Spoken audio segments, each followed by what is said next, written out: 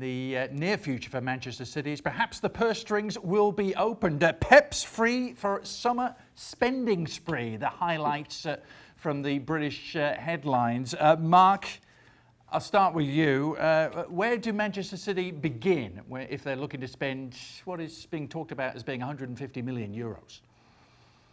I saw one piece today saying that they named 8 defenders that Pep's going to look at. So that gives you an idea as to the transfer scramble that will happen now. Look, Man City need a left back, maybe a right back, and a centre half. They need to rebuild that defence. It's aging. It's not been updated since Vincent Kompany left.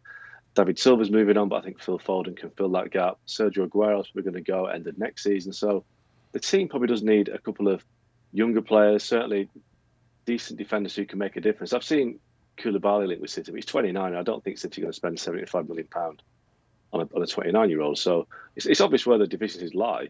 And now they haven't got a financial meltdown coming their way, so they can spend again. But I don't think they're going to spend £250 million like some people are suggesting. I think, they have been quite a well-run business in recent years. They don't spend massive fees. I think Man City's biggest fee was something like £60 million for Cancelo last summer, and he's barely played. So they haven't gone out there and spent £70 million, £80 million, £90 million on players. They just spend £50 million on players a lot of the time, which is why they've got such a strong bench. But they will spend this summer, but I don't think it's going to be the sort of money that we saw PSG spend 2 or 3 years ago. I think City will spend on a par with the likes of Man United and Chelsea, I think, this summer.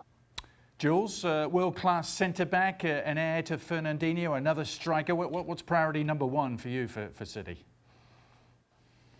For me, it has to be a centre-back, Adrian, and Mark touched upon it, whether that's Koulibaly or Skriniar or Ruben Diaz, or whoever they want to go, despite the profile, in regards of what kind of profile they want to go. Those 3 defenders are very different, for example.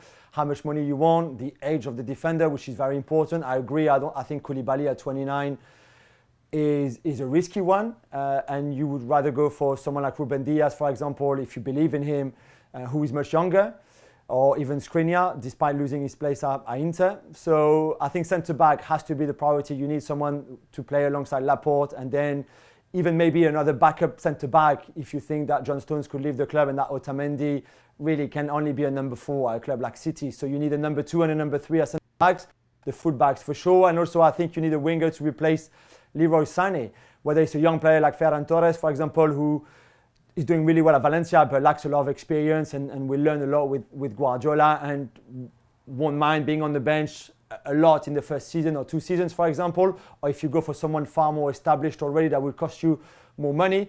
But centre-back without a doubt and maybe a winger are the 2 priorities. Gab, if we were to dust off the old Gabometer, which name would be rating the highest at the moment connected to Man City, do you think?